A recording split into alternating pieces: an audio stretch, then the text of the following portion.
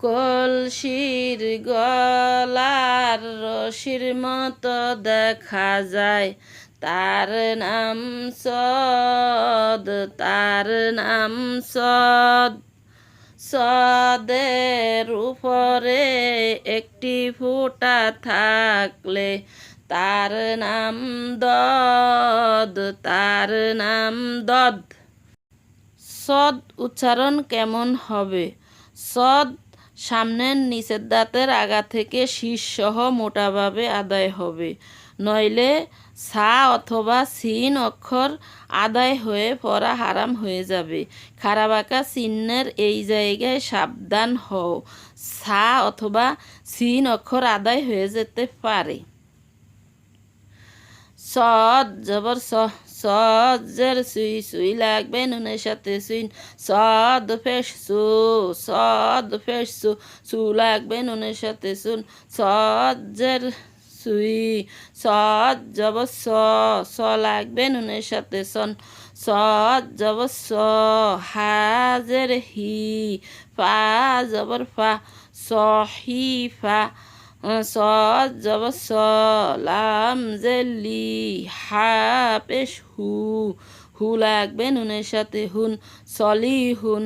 সদ জবর স, মিম জবর মা, দাল পেশ ধু, ধু লাগবে নুনের সাথে দুন। সমা দুন। বা জবর বা, সদ জবর স, লাম পেশ লু, লু লাগবে নুনের সাথে লুন। বা সলুন। বা জবর বা, সদ যে সুই, র পেশ রু, রু লাগবে নুনের সাথে রুন। বা সুই রুন। দদ, দদ উচ্চারণ কেমন হবে?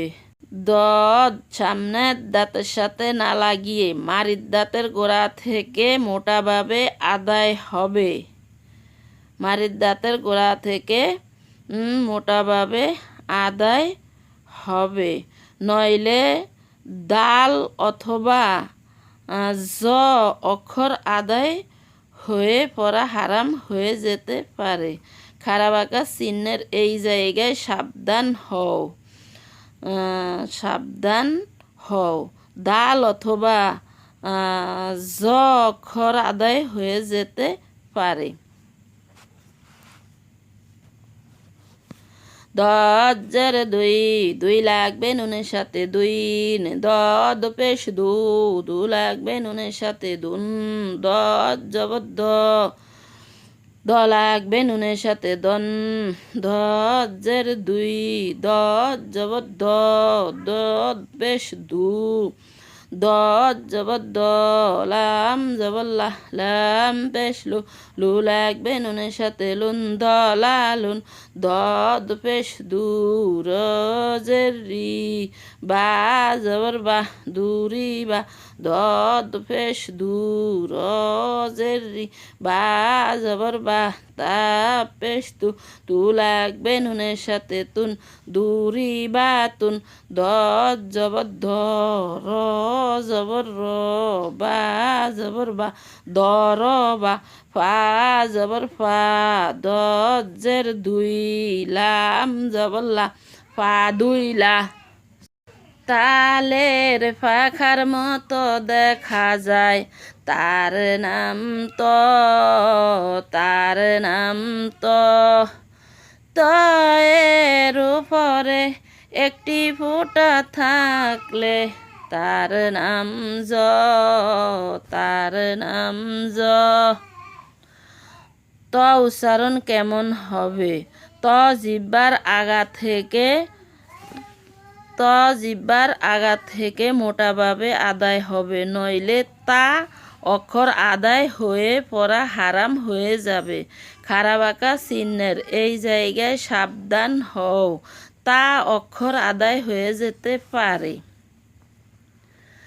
ত জবর ত, তজের তুই, ত পেশ তু, তজের তুই, তুই লাগবে নুনের সাথে তুইন। ত পেশ তু, তু লাগবে নুনের সাথে তুন। ত জবর ত, ত লাগবে নুনের সাথে তন।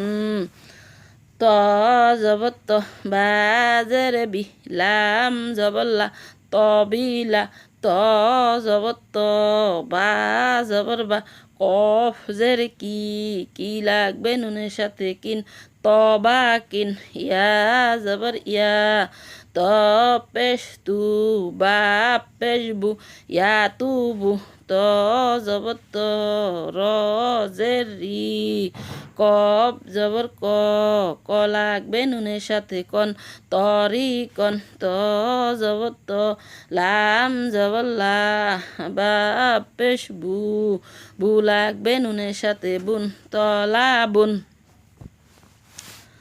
জ জ উচ্চারণ কেমন হবে জ জিব্বার আগা থেকে মোটাভাবে আদায় হবে, নইলে জিম জাল অথবা যা অক্ষর আদায় হয়ে পড়া হারাম হয়ে যাবে। খাড়া বাঁকা চিহ্নের এই জায়গায় সাবধান হও। জিম জাল অথবা যা অক্ষর আদায় হয়ে যেতে পারে।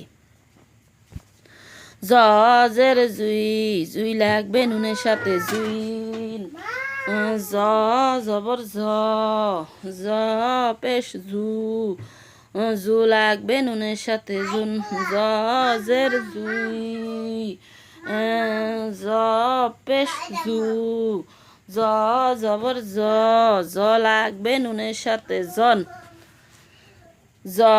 জবর লাম জবর লা মিম পেশ মু লাগবে নুনের সাথে মুন জলামুন জের জুই লাম জবর লাম পেশ লু লাগবে নুনের সাথে লুন জুই লালুন জবর র জের রি নুন জবর না জরিনা জবর হা জবর হা র পেশ রু লাগবে নুনের সাথে রুন হারুন জবর হা জের হি র পেশ রু লাগবে নুনের সাথে রুন জহিরুন উল্টা দুইয়ের মতো দেখা যায় হামজা তার নাম হামজার নিচের দিকটা বাড়ানো না হয় মাথা সেপটা তার নাম আইন আইনের উপরে একটি ফোঁটা থাকলে তার নাম গয়ন